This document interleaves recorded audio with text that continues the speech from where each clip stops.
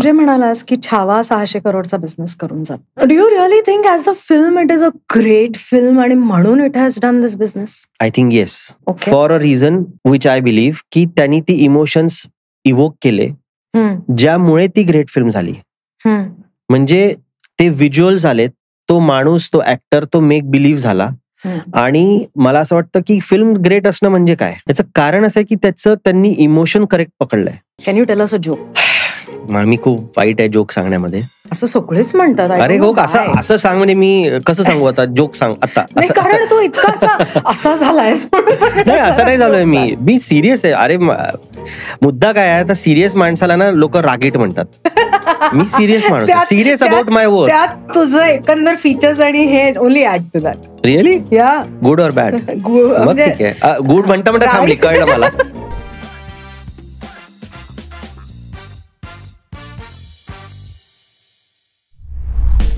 नमस्कार मंडळी, मी रीमा सदाशिव अमरापूरकर मुक्काम पोस्ट मनोरंजनच्या या भागामध्ये तुमचं मनापासून स्वागत करते. हा भाग माझ्यासाठी स्पेशल आहे. You know Y?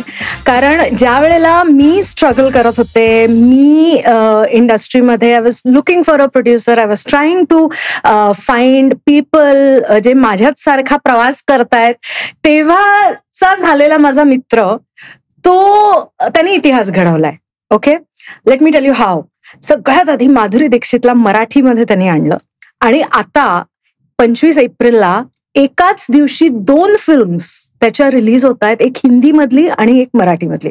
मराठी मधली एक देव माणूस आणि हिंदी मधली ground zero. And I am so so so full of pride की दिस फ्रेंड ऑफ माइन जो नागपूरहून आलेला आहे आणि he has made something of himself.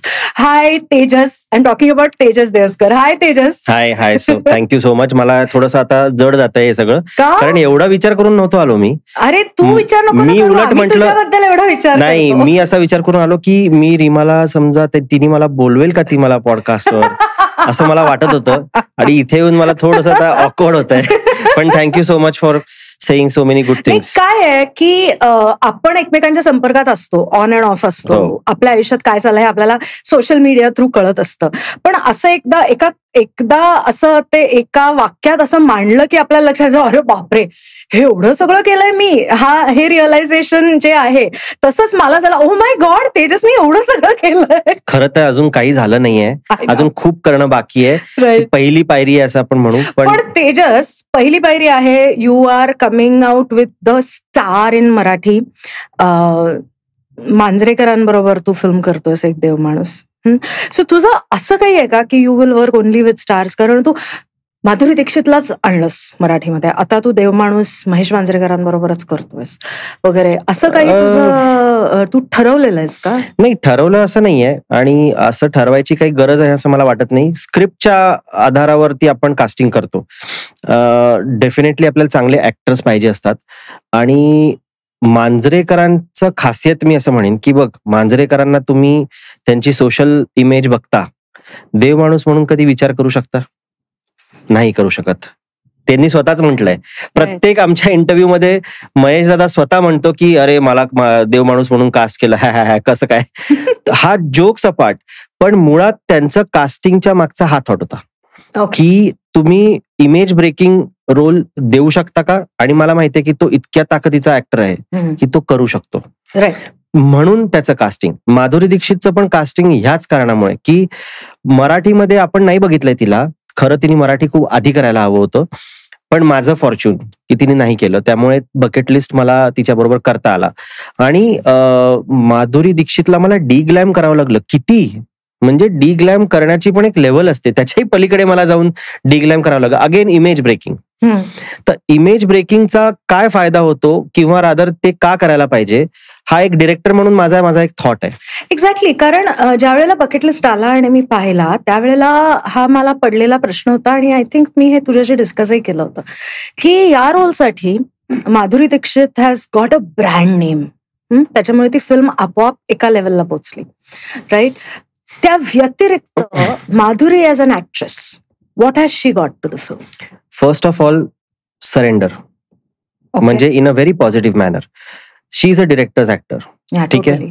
म्हणजे टू माय सरप्राईज मला असं वाटलं होतं की मे बी मी 2 वाक्य सांगितले तरी पुष्कळ होतील, मे बी तेवढीच मी सांगू शकेन आणि then rest of the things she can take away. पण तसं नाही, तिने मला खूप गोष्टी विचारल्या की हे कसं हे कसं हे कसं. थोडासा मराठीशी तिचा संपर्क थोडा कमी होता कारण ती त्या सर्कलमध्ये वावरली नाहीये, तर त्या गोष्टी समजून घेतल्या. सो मला तेव्हा लक्षात आलं की ती अशी ऍक्टर आहे की तिला एक डिरेक्टर अपेक्षित असतो की त्यांनी हे सांगावं. म्हणजे आपण तिला ऍक्टिंग करायला नाही शिकवत आहे, आपण तो कॉन्टेक्स्ट देतो कॅरेक्टरचा. आणि मला ऍज अ डिरेक्टर नेहमी हेच वाटतं की ऍक्टरला कॉन्टेक्स्ट द्यावा, ते कॅरेक्टर समजावं. ऍक्टिंग शिकवायलाही एक ते क्लास नाहीये, ना मी कोणी टीचर आहे ना ते कोणी नवीन आहेत. बरोबर, ते प्रोफेशनल्स आहेत, त्यांना काम त्यांचं येतं आणि म्हणूनच आपण त्यांना कास्ट केलं असतं. पण जेवढा कॉन्टेक्स्ट मी देता येतो मला तेवढा मी द्यायचा प्रयत्न करतो. म्हणजे इतकं की समजा एखाद्या कॅरेक्टरच्या साठी मला हे सांगायचं असेल की तरुण वयामध्ये यांचं एक अफेअर होतं जे तुटलं आणि त्याचा हा परिणाम त्या कॅरेक्टरवर झाला. यू नेव्हर नो, ते ऍक्टर्स असे असतात की ते मनात ठेवतात त्या गोष्टी आणि ते त्या पॉइंटला बाहेर येतं, ते इंटरनलाइज करतात ते. सो जेवढे डिटेल्स मला असं वाटतं की त्या कॅरेक्टरसाठी देता येतील ते मी देतो. आणि त्यामुळे मला असं वाटलं की माधुरी दीक्षितला जेव्हा मी कॉन्टेक्स्ट सांगितला, ते कॅरेक्टर सांगितलं, तेव्हा आपसुक काही गोष्टी आल्या. मला असं वाटतं काही गोष्टी तिने बंद कप्प्यात ठेवल्या होत्या. लहानपण तिचं मराठीच गेलंय. हो बरोबर. तर ते कुठल्या तरी तिच्या बंद कप्प्यात असेल मनाच्या, त्या ट्रिगर झाल्या आणि त्या एक्सटेम्पो बाहेर आल्या, जे की आवश्यक आहे. ऍक्टर शेवटी काय, ऍक्टर म्हणजे काय, तो रिॲक्ट करतो ना. तर त्याला रिॲक्शन करायला त्याला माहिती तर पाहिजे की माझ्याकडे काय आहे आणि मी कशाच्या भरोशावर रिॲक्ट केलं पाहिजे. त्यामुळे मला असं वाटतं की ते स्टारडम आहे हा एक खूप मोठा पार्ट होता. पण मला असं वाटलं की ते image breaking in a positive manner. लोकांना नॉव्हेल्टी म्हणून मी काय देणार वेगळं. इतर आपल्याकडे ऍक्ट्रेसेस नाही आहेत का? आहेत, खूप चांगल्या ऍक्टर, त्याच्यात काही वादच नाहीये. पण एक नवीन काहीतरी, म्हणजे उदाहरणार्थ, म्हणजे मी घसरतोय तू न विचारताही, की इम्रान हाशमी ला मी आता एक सोल्जरचा कॅरेक्टर दिलाय. त्याबद्दलही आम्हाला लोकांनी खूप विचारलं की अरे त्याची इमेज अशी तशी. म्हटलं हो ना, ऍक्टर म्हणून त्याला काहीतरी नवीन करायला मिळणं आणि ऑडियन्सला काहीतरी नवीन बघायला मिळणं, I think it's a win win for both. Right. Why not. आणि ultimately actor is always looking to try new things. Absolutely. कारण हे बाबा म्हणायचे की आम्ही ऍक्टर्स ही आम्ही नेहमी माती असतो आणि आम्हाला मातीत स्वतःला ठेवावं लागतं. कारण दरवेळेला आमचा जो दिग्दर्शक असतो तो आम्हाला वेगळा आकार देऊ शकतो. राईट. आणि आता luckily we are in a phase in the industry की जेव्हा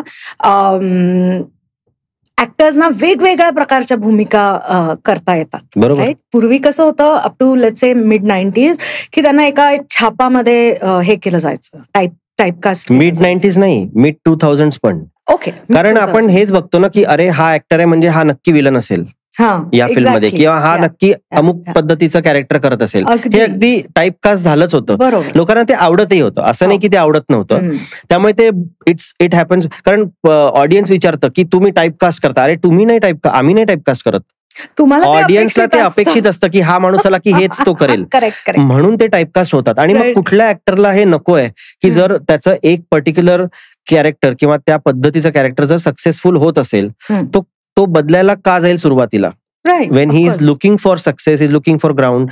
सो तो ग्राउंड तयार झाला. आता दोन्ही केसेसमध्ये काय झालं माझ्या बरोबर, मला असं वाटतं की मांजरेकर असेल किंवा माधुरी दीक्षित असेल किंवा इम्रान हाशमी असेल, यांचं करिअरमध्ये त्यांनी त्यांचं अचीव्ह केलेलं आहे. त्यांना काहीही प्रूव्ह नाही करायचंय कोणाला. म्हणजे आता ते एक्सपेरिमेंटेशन साठी रेडी आहेत आणि करावं त्यांनी एक्सपेरिमेंटेशन, आणि ते करतायत. सो माझ्यासाठी तो टेक अवे होता की मी एका ऍक्टरला वेगळ्या रूपात इमॅजिन करू शकतो आणि प्रयत्न करू शकतो की त्या ऍक्टरनी पण ते निभवावं. Correct. So tell me one thing, जेव्हा बकेट लिस्ट बद्दल आपण बोलूयात, मराठीतली पहिली अशी मेगा फिल्म आणि माधुरी दीक्षित त्याच्यामध्ये, आणि हे सगळं प्रेशर होता. किती खरं सांगू, सगळं खरं सांग. मला रेज होता. ओके. प्रेशर नव्हतं मला. मला रेज होता. कारण काय असतं, एक स्वतःवरचा पण राग असतो की आपण आतापर्यंत काय करायला आलो होतो आणि आपण कितपत करू शकलोय. राईट. ठीक आहे. मला तर वाटतंय अजूनही मी काहीच केलं नाही. अजून मी किती, आता पहिली फिल्म आली 2013 मध्ये, 12 वर्ष झाली आहेत. ही फक्त 6वी फिल्म आहे. असं नाहीये की मी नंबर मोजत बसलोय, पण एक काम करण्याचं जे सातत्याने काम करण्याचं जे एक म्हणजे मानसिक स्टेटस असतं की तुम्हाला मनात माहितीये की हा ही फिल्म झाली की पुढची फिल्म मी करणार आहे किंवा त्याच्या पुढची फिल्म मी करणार आहे. मध्ये एक काळ गेला बकेट लिस्टच्या आधी जेव्हा माझ्या 8 फिल्म सुरू होऊन बंद पडल्या. Yeah, I know. I remember that period. So you also know, right? Yes, We yes. have talked about it. आणि तो काळ मला असं वाटत नाही की माझ्याच आयुष्यात आला आहे. खूप लोकांच्या आयुष्यात तो येतो, किंबहुना बहुतेक सगळ्यांच्या आयुष्यात येतो. कारण सुरुवातीची ती वर्ष असतात ज्याच्यात जर, आणि मला असं वाटतं खूप कमी लोक आहेत ज्यांना सुरुवातीच्या अगदी इनिशियल फेज मध्ये आउटस्टँडिंग सक्सेस मिळतो बॉक्स ऑफिसवर. फार कमी लोक आहेत. आणि ती मी म्हणेन की ते लकी नाही आहेत. त्यांची मेहनत असते जे त्यांचं लक बनवतं. ठीक आहे, मे बी माझी मेहनत तिथे कमी पडली असेल त्यामुळे मला ते यश त्या लेवलचं मिळू शकलं नाही.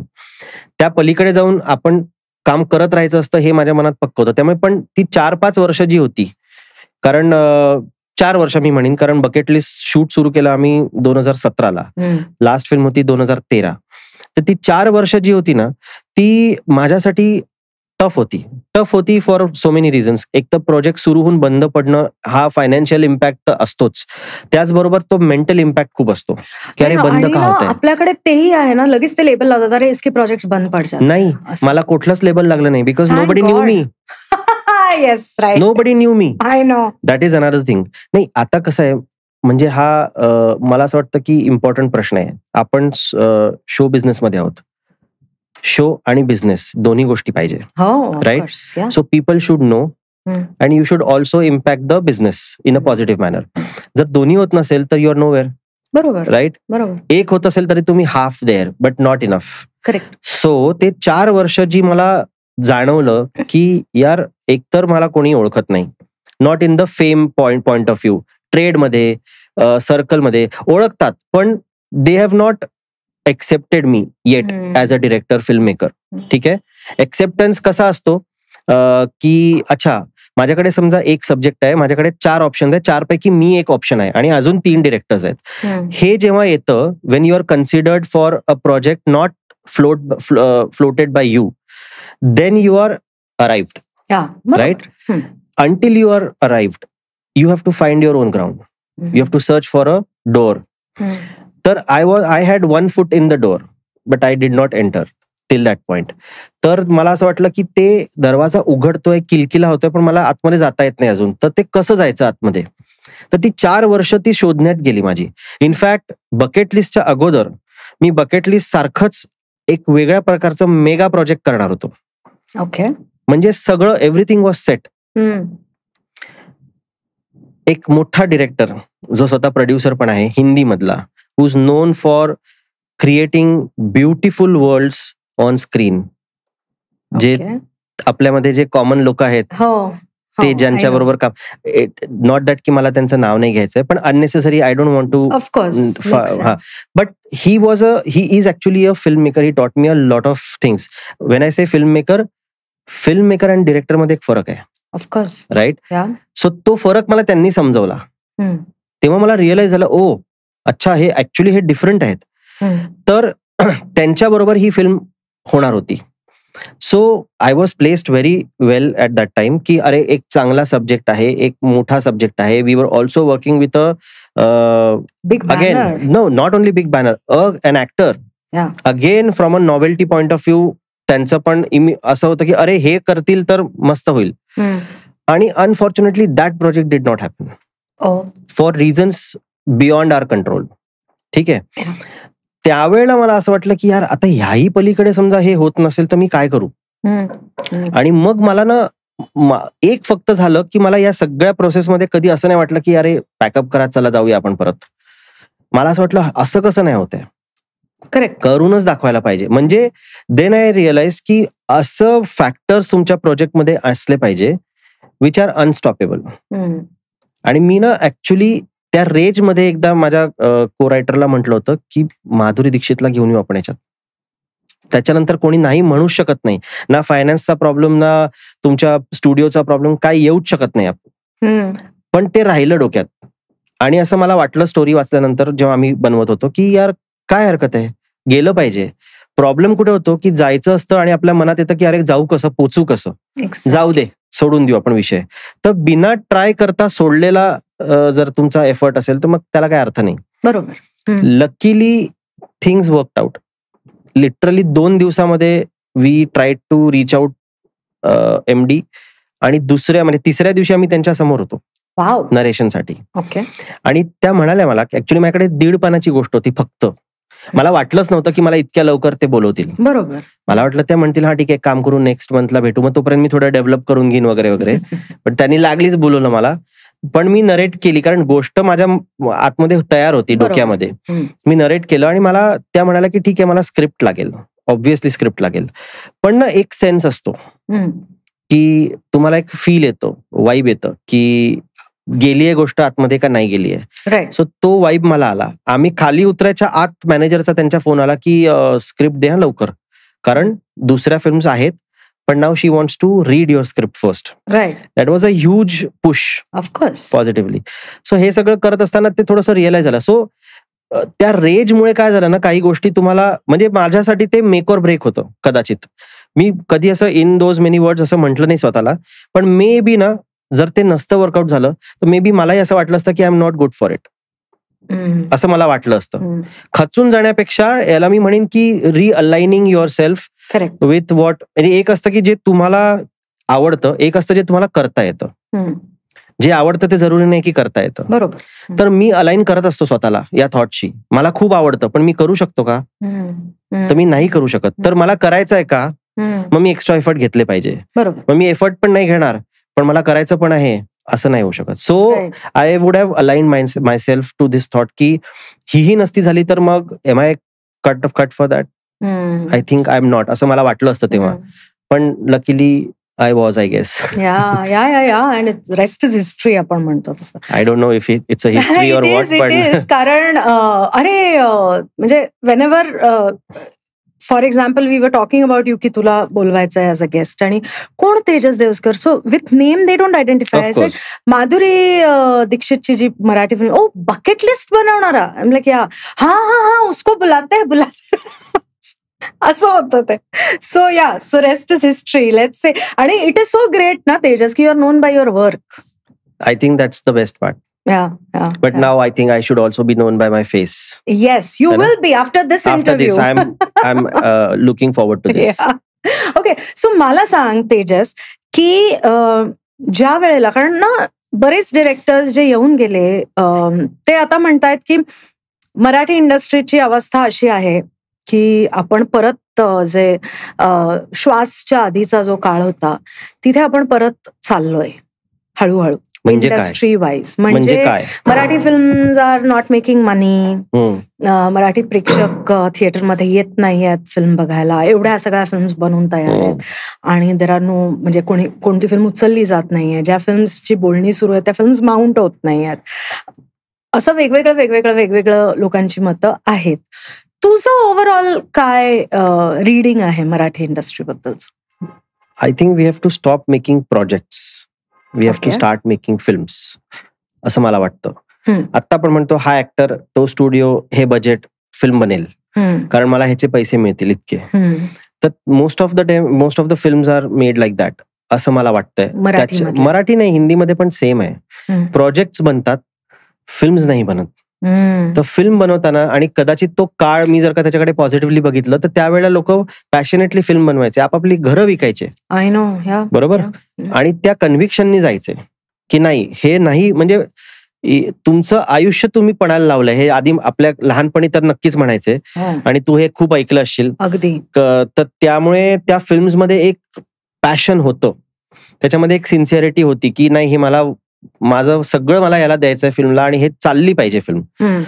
आज असं आहे की समजा दिग्दर्शक म्हणतो की मी अमुक ऍक्टर आणला, त्याचं इतकं मार्केट व्हॅल्यू आहे, त्याच्यात मी समजा एक फिल्म बनवली, मग त्याच्यात थोडंसं त्याचा हे जॉनर आहे तर मी त्या जॉनरची फिल्म घेतली. म्हणजे आता खूप कॅल्क्युलेशन बेस्ड फिल्म्स बनल्या, तर ते कॅल्क्युलेशन नाही वर्क होत, कारण ऑडियन्स कॅल्क्युलेशननी फिल्म बघायला जात नाही.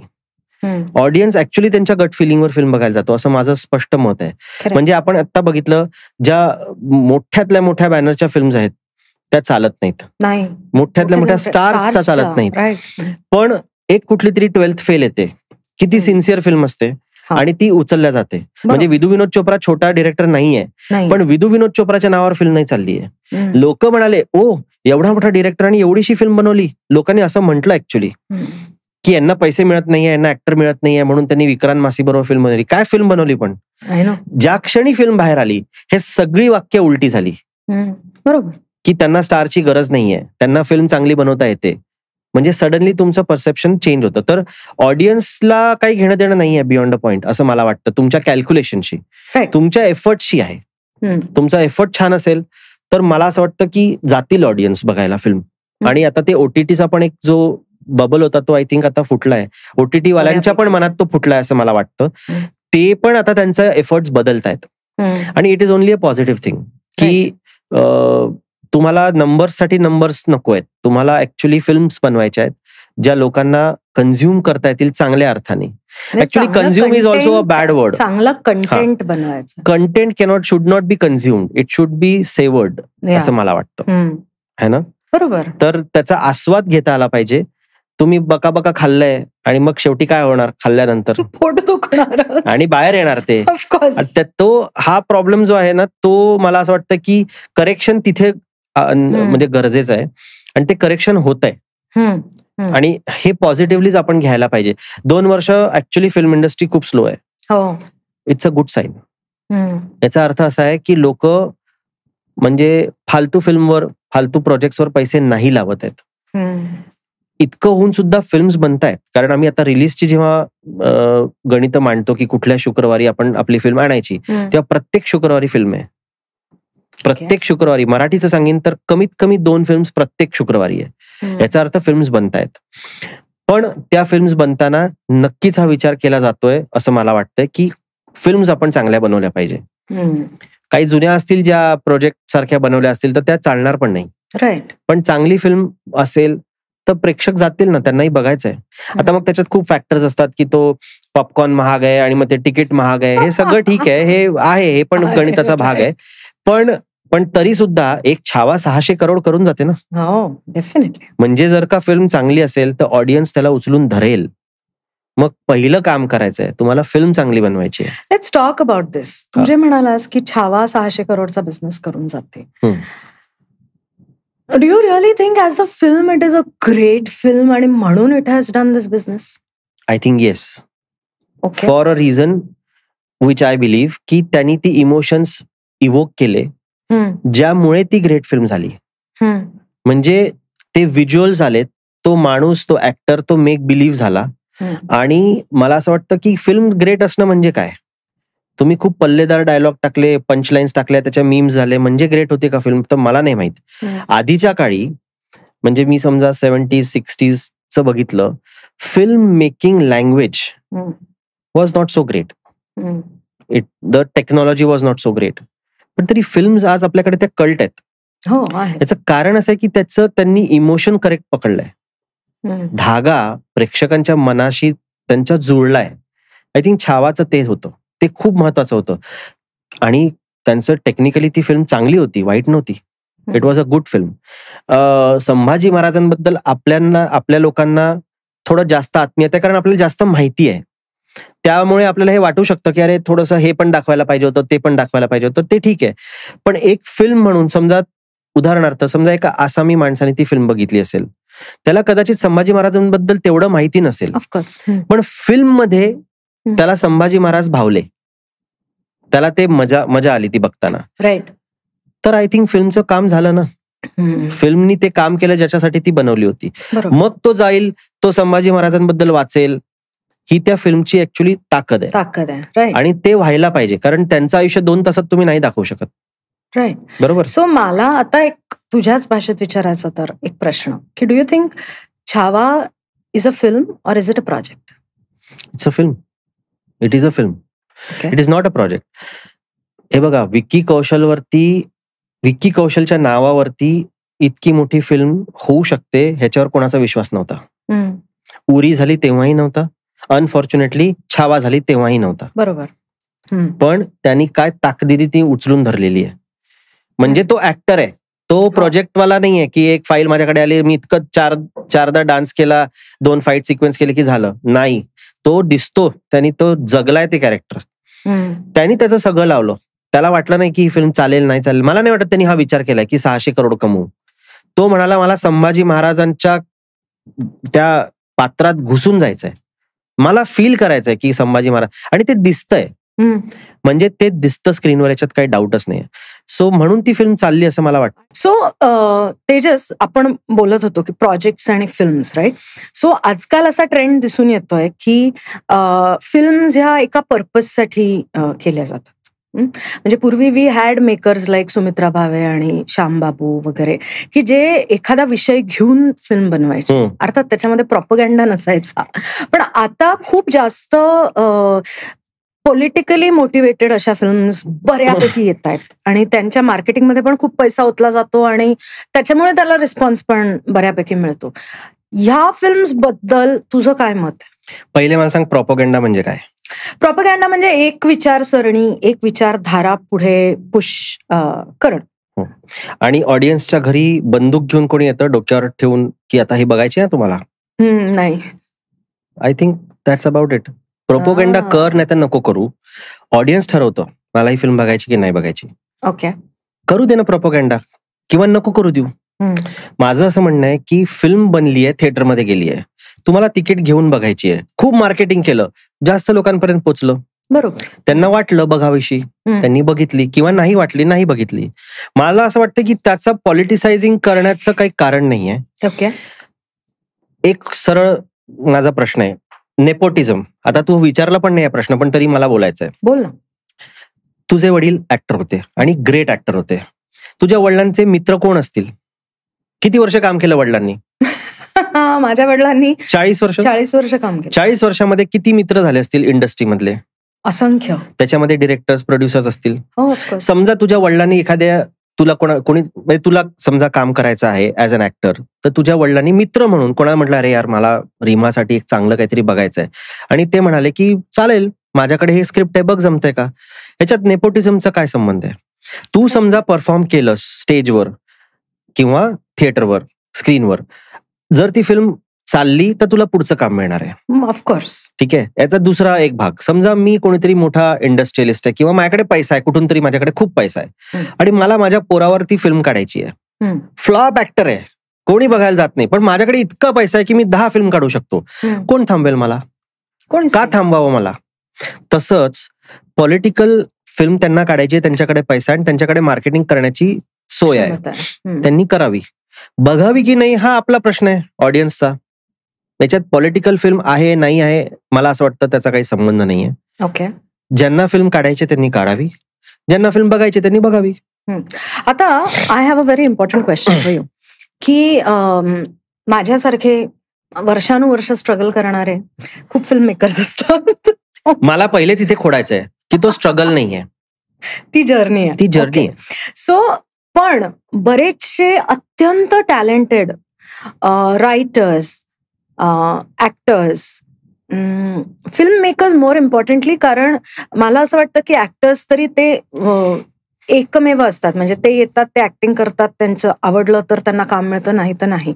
पण फिल्म मेकर्सच्या बाबतीत त्यांना एवढ्या सगळ्या लोकांबरोबर कोऑर्डिनेट करून हे करावं लागतं. So it's a very very complex process. Yes, I agree. तर मला हे विचारायचंय की जसे तुझे 4 वर्ष होते बकेट लिस्टच्या आधीचे, की प्रोजेक्ट सुरू होत होतं आणि शेल्फ होत होतं, सुरू होत होतं, शेल्फ होत होतं, तशा फेज मधून जे लोक जात आहेत त्यांनी स्वतःला कसं पॉझिटिव्हली इन्व्हॉल्व्ड ठेवावं?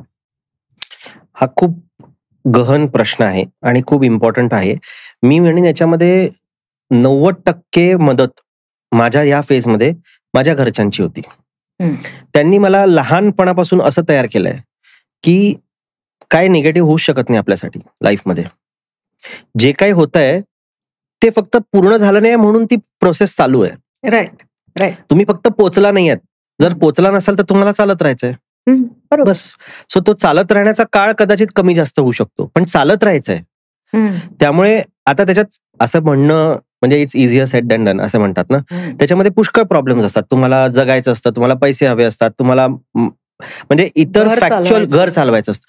हा सगळा भाग एकीकडे, आणि एक असतं की तुमचं मन किती खंबीर आहे त्याच्यावर तुमचा कंट्रोल असू शकतो. बरोबर. तुम्ही पैसे नाही आहेत, बेक बोरो स्टील फिल्म मेकरसाठी नेहमीच म्हणतात की फिल्म बनवताना त्याच्या मागे जे काय आपण उभं करायचं असतं त्याच्यासाठी आपण काय वाटेल ते करतो, बरोबर है ना. तर वाटेल ते करण्यामध्ये खरं हाही एक भाग आहे की जर तुम्हाला एक फेज आहे ज्याच्यात पैसे मिळत नाहीये, तुम्हाला घर चालवायचंय, हळू चालवा घर, कमी करा तुमचे खर्च, किंवा जा कोणातरीकडे जाऊन राहा, त्यांची मदत मागा. तुम्ही जेन्युइनली जर करत असाल ना आणि जेन्युइनली तुम्हाला अडचण येत असेल तर लोक उभे राहतात, ते मित्र उभे राहतात, तुमचे घरचे उभे राहतात. त्यांना हे जर दाखवा तुम्ही की तुम्ही सिन्सिअर एफर्ट करताय, राईट, आणि तरीही नाही मिळत आहे, हरकत नाही, ते तुमच्या मागे उभे राहतात. आणि सरप्राइझिंगली इतके कुठून कुठून लोक येतात उभे राहताना की तुम्हाला अपेक्षाच नसते. फक्त त्याच्यातला कॉमन फॅक्टर आहे की तुमचे एफर्ट्स सिन्सिअर पाहिजे, हे त्यांना दिसले पाहिजे, इतकंच. नक्कीच. मग तुम्हाला कोणी नाही थांबवू शकत. मन खंबीर करणं तुमच्या हातात आहे. ओके. कारण मनासाठी तुम्ही कोणाची मदत नाही घेऊ शकत.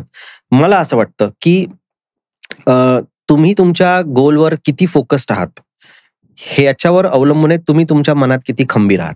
नक्कीच. 2दा तुम्ही केलं, नाही झालं, 3ऱ्यांदा करण्याची तुम्हाला इच्छा आहे का नाहीये? इच्छा असेल तर तुम्हाला काहीच प्रॉब्लेम येणार नाही, तुम्ही 3ऱ्यांदा कराल, 4थ्यांदा कराल, 10व्यांदा कराल. नक्कीच. तर ते मात्र आपल्या हातात आहे. तर ह्या दोघांचा मिश्रण म्हणून तुम्ही त्याच्याकडे बघावं की ह्याही गोष्टी करायच्या आहेत, लोकांची मदत मागायची आहे. आणि काय चुकलंय, तुम्ही जर का एक चांगला एफर्ट, तुम्ही असं करताय का की मला ना जरा लास वेगासला फिरायला जायचंय, पैसे नाही आहेत, पण तुम्ही जरा द्या ना मला पैसे उडवायला, हे तर नाही करत आहे. तुम्ही चांगली फिल्म, मला फिल्म बनवायची आहे, चांगली फिल्म बनवायची आहे, तर काही हरकत नाही. मला असं वाटतं की मदत मागितली पाहिजे, आपल्या घरच्यांकडे मागितली पाहिजे, आपल्या मित्रमैत्रिणींकडे मागितली पाहिजे. आणि जेव्हा तुम्ही ती संधी मिळवाल तेव्हा त्यांना ती परतफेड पण केली पाहिजे. ऑफकोर्स. ती लक्षात ठेवली पाहिजे. प्रत्येक वेळा दिले पैसे म्हणून ते परत त्यांना अपेक्षित नसतात.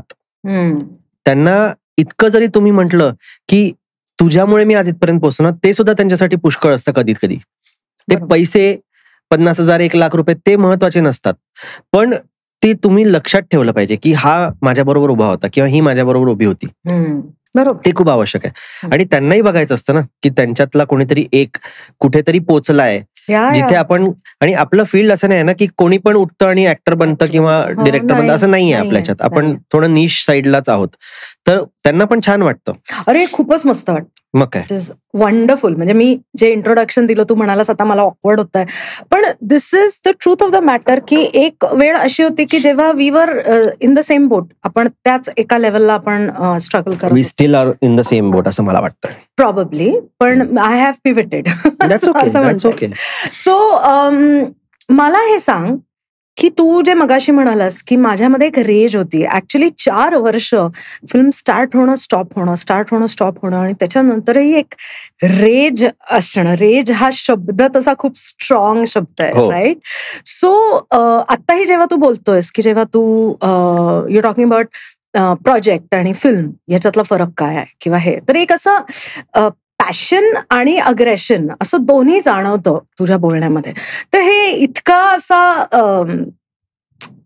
राग नाही, रेज म्हण, रेज बरोबर शब्द आहे. रेज ही क्यों इतनी पाल के रखी है रेज? कारण मी सिरियस आहे माझ्या कामाबद्दल.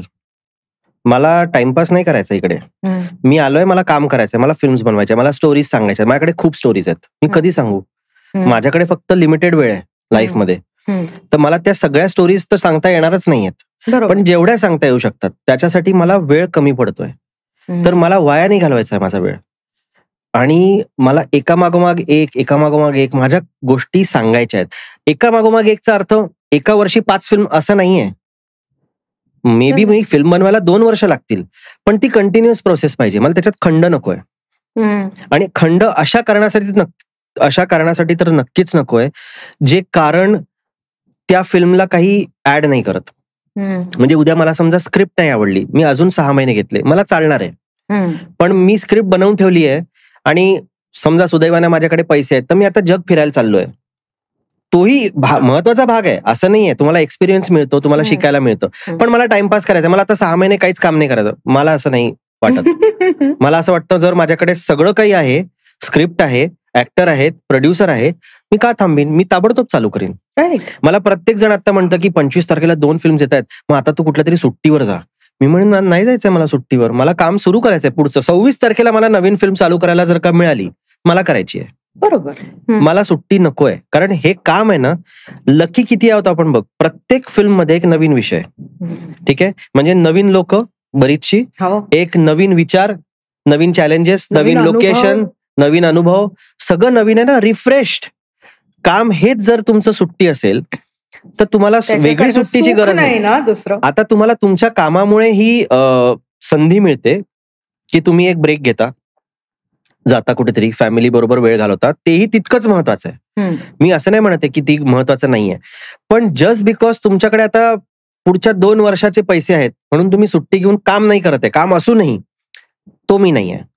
मला काम करत राहायचंय. सो ती रेज आहे ना, ती रेज मला ह्याची आहे की मला खंड नाही पडू द्यायचंय कुठल्याच कामात, आणि मला सिरियसली काम करायचंय. मी सिरियस फिल्म मेकर आहे, म्हणजे सिरियस सब्जेक्ट बनवतोय असं नाहीये. मी ह्युमर पण करीन, ते पण सगळं करीन, पण मला करत राहायचंय. राईट. तर ती रेज आहे ना, ती मला असं वाटतं की ती मला, it keeps me going, it's my fuel. आणि ती रेज कोणाबरोबर नाहीये, माझ्याच बरोबर आहे. असं कसं मी काम नाही करत आहे, मी घरात बसलोय, मला राग येतो की मी आजच्या दिवसामध्ये काहीच कन्स्ट्रक्टिव्ह काम केलं नाही, मी कुठल्याच नवीन माणसाला भेटलो नाही, मी कुठलाच नवीन विषय मला सुचला नाही, मला त्याचा राग येतो. असं का झालं, वाया गेला एक दिवस माझा. जेव्हा मी नवीन आलो होतो मुंबईमध्ये, मी कोणालाच ओळखत नव्हतो. त्या दिवसापासून, तेव्हापासून माझं एकच प्रिन्सिपल होतं, मी 3 माणसांना तरी नवीन भेटणार रोज. मी फोन करायचो, मी कुठून कुठून कनेक्शन काढायचो, कोणी मित्राचा मित्र, कोणी ह्याचा ओळखीचा, त्याचा ओळखीचा. कधी लोक भेटायचे, मोस्ट ऑफ द टाइम नाही भेटायचे, पण प्रयत्न हा असायचा की मी किमान 3 लोकांशी कनेक्ट व्हायला पाहिजे. नाही तर मी लोक मला कसे ओळखतील, मी त्यांना कसा ओळखीन, मेक सेन्स, माझं नेटवर्क कसं वाढेल. तर हे तर करतच राहायला पाहिजे नक्कीच. आणि ही ऑनगोईंग प्रोसेस आहे. ती असं नाहीये की आता झालं, मी केलं, आता लोक मला ओळखतात, आता मला करायची गरज नाही. कोणीतरी नवीन माणूस आत्ता या क्षणाला काहीतरी असं प्लॅन करत असेल जे अमेझिंग आहे, then I should be considered for that. So I should be there. So rage. That is my rage. Yeah. So after this rage, can you tell us a joke? मी खूप वाईट आहे joke सांगण्यामध्ये. असं सगळेच म्हणतात. अरे गो, असं सांग म्हणजे मी कसं सांगू आता, जोक सांग आता. कारण तू इतका असा झालाय. नाही, असं नाही झालोय मी सिरियस आहे. अरे मुद्दा काय आहे, आता सिरियस माणसाला ना लोक रागीट म्हणतात. मी सिरियस माणूस, सिरियस अबाउट माय वर्क. त्यात तुझं एकंदर फीचर्स आणि हे only add to that. Really? या. Good or bad? मग ठीक आहे, गुड म्हणता थांबली, कळलं मला. ओके. सो मला सांग, now let's talk about ground zero. Sure. मला सॉलिड इंटरेस्ट आहे यार, कारण आपल्याकडे कसं झालेलं आहे, मराठीतले दिग्दर्शक हे सहसा हिंदीमध्ये क्विकली जात नाहीत, गेले तरी त्यांना खूप ऍडजस्टमेंट इश्यूज असतात. पण तू सायमल्टेनियसली हिंदी मराठी दोन्ही करतोयस. सो मला सांग, ग्राउंड झिरो बद्दल आपण बोलूया. Chhatriwali was a wonderful film, त्याच्याबद्दल I am sure you want to talk, पण I want to talk about ground zero. आधी tell us about ground zero. About what? About the film. तर फिल्मचं ट्रेलर बाहेर आहे, राईट? आणि ट्रेलर मध्ये बरंच आम्ही सांगितलंच आहे की NND दुबे म्हणून एक ऑफिसर होते BSF मधले, त्यांच्या आयुष्यात घडलेली ती गोष्ट आहे आणि त्या गोष्टीचा इम्पॅक्ट खूप मोठा आहे. म्हणजे तो टेररिस्ट मारला गेल्यानंतर जे पीसफुल एरा आला काश्मीरमध्ये कम्पॅरेटिव्हली, तर तो एरा काश्मीरनी बघितलाच नव्हता अनेक वर्षांमध्ये. त्यामुळे त्या इव्हेंटची म्हणजे त्याचा जो ग्राविटास होता तो त्याच्यामुळे होता. आणि म्हणून मला असं वाटलं की ती गोष्ट डेफिनेटली सांगितली पाहिजे. आणि मुख्य काय आहे ना, माझा जो हिरो आहे किंवा तो NND दुबेचं जे कॅरेक्टर आहे ना, तो सुपर हिरो नाहीये. तो पूर्ण फिल्मवर फेल होत असतो आणि आपणही तसेच आहोत. मला असं वाटतं आपल्या पण आयुष्यामध्ये जे सक्सेस आहे ना, ते 1 किंवा 2 असतात मॅक्सिमम, राईट? म्हणजे हाय पॉइंट्स. बाकी आपण तिथे पोचायचाच प्रयत्न करत असतो. आणि तसंच ती काहीतरी ती गोष्ट आहे की पण त्याच्यातली खासियत ही आहे की तो प्रयत्न नाही सोडत. तर मला ते सगळं खूप इंटरेस्टिंग वाटलं. बरं, हा हिरो आहे पण रूढ अर्थाने हिरो नाहीये. हा 10 फुटावरनं उडी मारतो तर त्याच्या पायाला लागतं, बरोबर, आणि तो ताबडतोब असा उभं नाही राहू शकत, त्याला दुखतं. तसा तो हिरो आहे, तो ह्युमन आहे. पण हिरो काय असतो हा पण एक विचार मला त्याच्यामध्ये असतो की हिरो तर मला असं वाटतं तो असतो जो पडल्यानंतरही पुन्हा उठायचा प्रयत्न करतो, शक्य असेल तर उठतो आणि शक्य नसेल तर प्रयत्न करत राहतो. तो हिरो आहे. बरोबर. तर प्रयत्न सोडले नाही पाहिजे. ते मला याच्यातून दाखवायला मिळालं. बॅकड्रॉप काश्मीर होता आणि काश्मीरमध्ये हो. शूट करणं मस्ट हॅव बीन. तुला ना एक वेगळाच एपिसोड करायला पाहिजे की काश्मीरमध्ये काय शूट केलं आम्ही आणि काय काय आम्ही फेस केलं. कारण मी तुला एका तासात नाही सांगू शकत. ओके. तुला एक मजेदार गोष्ट सांगतो की छत्रीवाली आली 2023, ग्राउंड झिरो आता येणार 25. पण माझी हिंदी फिल्मची जर्नी आत्ता नाही सुरू झाली आहे. I know. मी एक्सेल बरोबर 2013 मध्ये फिल्म करणार होतो. हो. आणि ती फिल्म त्यांना खूप आवडलेली फिल्म आहे. त्यावेळेला त्या फिल्म जे मी म्हंटल 4 वर्ष, त्याच्यातली ती पहिली फिल्म होती जी नाही घडली. आणि अगेन ती फिल्म आवडली नाही किंवा त्याचं काय होऊ शकत नव्हतं म्हणून नाही, ती फिल्म सुरू होत असताना थांबली. आणि ते पण केवढी मोठी गोष्ट आहे. मी एक्सेलच्या बद्दल हे म्हणतोय की त्यांना हे रिअलाइज झालं की ओके, हा काहीतरी करू इच्छितोय, हा नवीन आहे, आत्ता आपण त्याला एका पॉइंटच्या पुढे नेऊ शकत आहे. फॉर व्हॉट एव्हर रिझन्स वेगवेगळे होते, पण त्यांनी हे मनात ठेवलं. आणि ह्या 10 वर्षामध्ये 2022 पर्यंत म्हणजे 9 वर्षांमध्ये आम्ही वेगवेगळ्या वेळी वेगवेगळ्या विषयांवर बोलत राहिलो की ही करू शकतो का, ही करू शकतो का, ही करू शकतो. खरं मी इतका नवीन होतो की त्यांना एवढा वेळ मला देण्याची काहीच गरज नव्हती. राईट. पण त्यांनी तो दिला. त्यामुळे माझी जर्नी एक्सेल बरोबर 2013 सालपासून आहे. आणि आज ती फिल्म होते, आता त्याची व्हॅल्यू त्यांना पण आहे आणि मला पण आहे. बरोबर. ऑफकोर्स. म्हणजे ती व्हॅल्यू अशी आहे की ते कनेक्शन आमचं बियॉन्ड दिस फिल्म आहे ना. हो, बरोबर. तर ते लोकांना माहिती नाही आहे. त्यामुळे तो मराठी फिल्ममेकर, हिंदी फिल्ममेकर हा मुद्दाच नाही आहे. It's connection. आणि ऑल्सो मला हे पण वाटतं की मराठी फिल्ममेकर असं नसतं. तो फिल्ममेकर आहे जो मराठी आहे. एक फिल्ममेकर आहे जो पंजाबी आहे. तो फिल्ममेकर आहे. बरोबर. बंगालीतले किती फिल्ममेकर आहेत आपल्याकडे, लेजेंड्स, ज्यांनी हिंदी फिल्म इंडस्ट्री बनवली एका अर्थाने, ते बंगाली होते, ते पंजाबी होते. राज कपूर सारखा माणूस किंवा मराठी होते. व्ही शांताराम झाले किंवा बालजी पेंढारकर झाले, फाळके झाले, तुम्ही किती नावं घ्याल. ठीक आहे. तर ती मराठी फिल्ममेकर्स नव्हते, ते फिल्ममेकर्स होते जे मराठी होते, मराठी भाषिक होते. तर मला असं वाटतं की हे जेव्हा आपण सोडू ना की आपण कोण आहोत, भाषा रिलेटेड म्हणतोय मी, आणि फक्त फिल्ममेकर कसा आहे, चांगला आहे का वाईट आहे, जेव्हा इथपर्यंत पोहोचू, आय थिंक तेव्हा आपल्या बरेच प्रश्न राहणारच नाहीत ते. सो तू आता म्हणालास की आपण एक वेगळा एपिसोड करूयात. तो वेगळा एपिसोड आपण करूयात काश्मीरच्या ह्याच्यासाठी.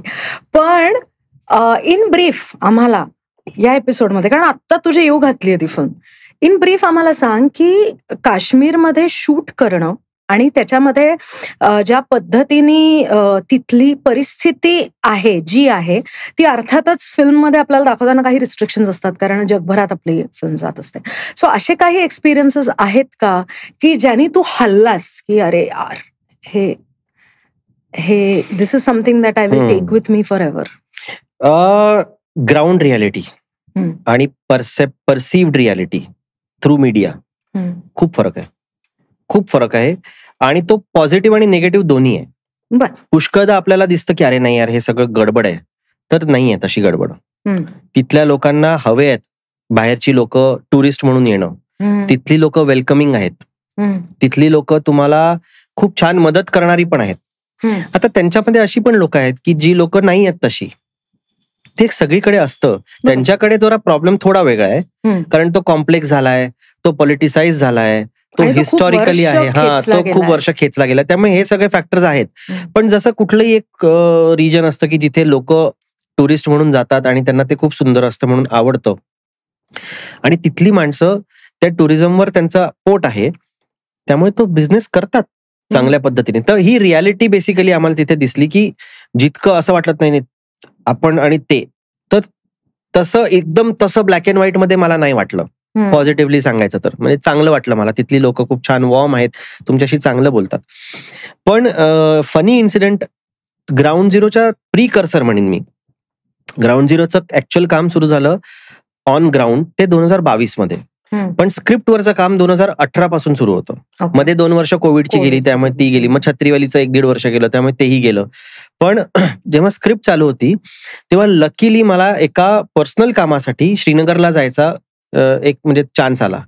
तर त्यावेळेला माझा एक क्लासमेट आर्मी मधला तो तिथे पोस्टेड होता आणि तो श्रीनगरच्या हार्ट ऑफ द सिटीमध्ये त्यांचा एक बीबी कॅन्ट म्हणून आहे, ती आर्मीच्या कॅन्ट म्हणजे हे आहे, तो कॅन्ट आहे, तो तिथे ते तो पोस्टेड होता, तिथे राहत होता. तर मी बायकोला घेऊन गेलो आणि म्हटलं आपण अभिषेककडे राहू. सो एकदम म्हणजे सगळ्यात सेफ, ह्याच्यापेक्षा सेफ. आणि तेव्हा 370 गेलं नव्हतं. तर 370 प्री आणि पोस्ट ह्याच्यात खूप फरक आहे, ते आहेच आणि पॉझिटिव्ह फरक आहे. तर तेव्हा ते प्री 370 होतं. तर आम्ही गेलो, म्हटलं, आणि तुम्ही इतकं ऐकलं असतं, बघितलं नसतं काहीच, ऐकलं असतं, त्याचं काहीतरी एक परसिव्ह नोशन असते तुमची. तर आम्ही गेलो, मग आम्हाला त्यांनी रिसीव्ह केलं मित्रांनी. मग तो माझा खूप जुना मित्र वगैरे वगैरे, तर खूप कम्फर्ट होता. आणि मग तिथे आम्ही राहिलो 4-5 दिवस. आम्ही त्या कॅम्पमध्ये होतो. मग सगळे ते सिक्युरिटी आणि हे सगळं, आणि ते फार वेगळं आहे, ती सिक्युरिटी आणि आपली सिक्युरिटीच्या जमीन आसमानाचा फरक. तर शेवटच्या दिवशी आम्ही म्हणजे उद्या निघणार, तर आदल्या रात्री आम्ही बसलो होतो गप्पा मारत. तर म्हटलं अरे बरं झालं, म्हटलं इथे आहोत. तर म्हटलं सगळ्यात safe, one of the safest places. तर तो हसला. मी म्हटलं अरे काय हसतो कशाला, एवढं मोठं तुझं सगळं आहे. तो म्हणाला तू सेफ आहेस मनातून, पण हे 5 दिवस माझे कसे गेले मला माहितीये. म्हटलं का? तर म्हणे असं आहे की तू सिव्हिलियन आहे, तुम्ही दोघं इथे आला आहात, तुम्ही इथे आला आहात, पहिली गोष्ट तर ही इंटेल पोचली आहे सगळीकडे. त्यात जर त्यांना हे कळलं की तू फिल्म मेकर आहे, तर तीही इंटेल पोचलेली आहे. दुसरी गोष्ट, आर्मी कॅम्प्सवर तेव्हा नेहमी असं एक डेंजर असायचं की इथे कधीही स्कर्मिशेस होऊ शकतात, अटॅक्स होऊ शकतात, आणि व्हायचे. आम्ही आतमध्ये होतो तेव्हा 8 अटॅक झाले, आम्हाला माहिती पण नव्हतं. हे चालू होतं तेव्हा. खूप मोठं नुकसान झालं नाही वगैरे, हे गोष्ट ठीक आहे. पण तो म्हणाला की आम्ही टार्गेट आहोत रे, कॅन्टॉनमेंट, आम्ही सांगितलं इथे आम्ही राहतो, इथे आमची सगळी सिस्टीम आहे तयार, आम्ही टार्गेट आहोत. त्यामुळे तुला वाटते तू सेफेस्ट जागे आहे, सेफ जागा नाहीये ती. उलट तू हॉटेलमध्ये राहिलास, दॅट विल बी सेफर, कारण यू आर नॉट नोटिस्ड. तर हे मला परसेप्शन चेंज होतं माझं. तर मी म्हणतो अशी खूप घटना माझ्या बरोबर झाली. पण हे ग्राउंड झिरोच्या अगदी आधीचं प्रिकर्सर आहे. ते परसेप्शन घेऊन मी परत आलो, आणि मग जेव्हा 2 वर्षांनी पुन्हा गेलो तेव्हा ते परसेप्शन माझं बदललेलं होतं, कारण मला त्याच्याबद्दल माहिती झालं होतं. तर त्यामुळे मला असं वाटतं की हा इन्सिडेंट माझ्यासाठी एकदम आय ओपनर होता. Okay, great. So Tejas, now we come to a very light round. Okay, असं सांगायचं आधी सांगावं लागतं पण जेव्हा so this is a rapid fire. या रॅपिड फायर मध्ये तू आता म्हणालास ना की हे ऍक्टर्स झालेले आहेत आता, यांना they want to experiment with themselves. सो आपण आता मगाशी बोलत होतो तेव्हा तू म्हणालास की हे माधुरी दीक्षित काय किंवा मांजरेकर काय, हे ऍक्टर्स ऑलरेडी झालेले आहेत. So they don't have to prove anything, त्याच्यामुळे they are open to experimentation. ते नवीन प्रयोग करायला, नवीन हे करायला तयार आहेत. सो आम्ही एक लिस्ट काढली आहे कलाकारांची की त्यांना कशा रोलमध्ये तुला कास्ट करायला आवडेल. अरे बापरे, ओके, कठीण प्रश्न आहे ते सगळे. हा, कठीण वगैरे काही नाही, तुझ्यासाठी काही कठीण असं नाहीये. ओके, सो पहिलं नागराज मंजुळे संताच्या रोलमध्ये. ओके, सयाजी शिंदे ऑटिस्टिक माणसामध्ये. Oh, but what will you do of the spark in the eye? I will figure that out. त्यांच्यामध्ये स्पार्क नसतो असं म्हणणं आहे? नाही, असतो, पण तो वेगळा. आता एक फिल्म येते सितारे जमी पर. हो, अप्रतिम फिल्म आहे ती, बघा. ती माणसं, ती मुलं जी आहेत ना, ती अनबिलिव्हेबल आहे त्यातली. ओके, बर. शर्वरी वाघ, तिला मी आणखीन ग्लॅमरस रोलमध्ये बघायला मला आवडेल, कारण ती ऑलरेडी ग्लॅमरस आहे, तिच्यात इनहेरंट ग्लॅमर आहे. हो, त्यामुळे ती छान दिसेल ग्लॅमरस रोलमध्ये. राईट. रजनीकांत, कशातही टाका. उदाहरणार्थ मराठी माणसामध्ये एखाद्या. आणि he speaks Marathi, I guess. He does. Mrunal Thakur, brilliant actor. I think तिला पण कशातही टाका, she can flourish in any role. Okay. Swapnil Joshi, मला त्याला पोलीस बनवायला आवडेल. ओके. पोलीस मी त्याला बघितल्याचं मला आठवत नाहीये. जवळजवळ नाही. जवळजवळ नाही. मला पण नाही आठवत. ओके. गौतमी पाटील. ऍक्टर्स. हो. अच्छा.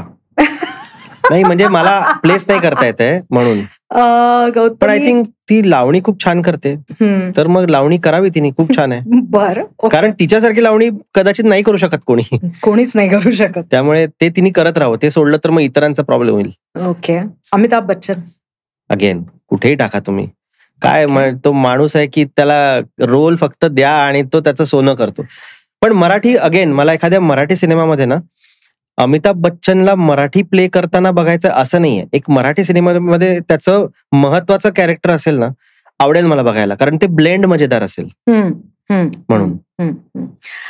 विकी कौशल. वाव. माझ्या सगळ्या सिनेमांमध्ये. ओके. अजय देवगण. अगेन माझ्या सगळ्या सिनेमांमध्ये. ओके. आमिर खान. तो सगळे सिनेमे करणार नाही, कारण की तो फार कमी करतो. पण आमिर खानला ना मला असं वाटतं की आर्मी रोल मध्ये मला बघायला आवडेल. एखाद्या सर्व्हिसेसच्या रोलमध्ये.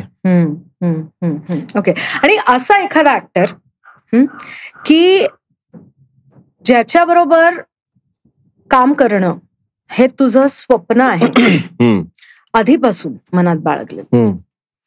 जे पूर्ण झालंय का पूर्ण व्हायचंय? पूर्ण व्हायचंय. मी खरं सांगू का, मी कधीच फिल्मी नव्हतो. ओके. म्हणजे मी माझ्या वयाच्या खूप वर्षांपर्यंत, जवळजवळ 20 वर्षांपर्यंत मला वेगळंच काहीतरी व्हायचं होतं. त्यामुळे माझ्या डोक्यामध्ये फिल्म हा मुद्दाच नव्हता. त्यामुळे स्वप्न वगैरे पाहण्याची जे वय होतं त्याच्यात माझे आयडल्स वेगळे होते. ओके. मला स्पोर्ट्स पर्सन व्हायचं होतं. बर. म्हणजे स्पोर्ट्सशी रिलेटेड. आणि मी होतोच तेव्हा खेळाडू.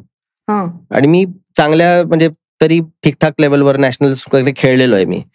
त्यामुळे माझे सगळे स्वप्न जी होती ती त्या बाजूची होती. हे ऍक्सिडेंटल फिल्म मेकर मी झालोय. त्यामुळे त्याच्यानंतर 20व्या वर्षानंतर असा विचार केला असेल ना, ये ऍक्टर के साथ काम करूंगा. अशी खरं खूप लोक आहेत. म्हणजे असं नाहीये की एकच कोणीतरी आहेत. पण आता आज म्हणशील तर मला म्हणजे ड्रीम असोसिएशन हे विकी कौशल आहे. मला असं वाटतं की तो ऍक्टर म्हणून इतका जबरदस्त स्वतःला तोडतो, इन द सेन्स डिब्रेक करतो स्वतःला, आणि मग तो पुन्हा असेंबल करतो स्वतःला त्या कॅरेक्टरमध्ये.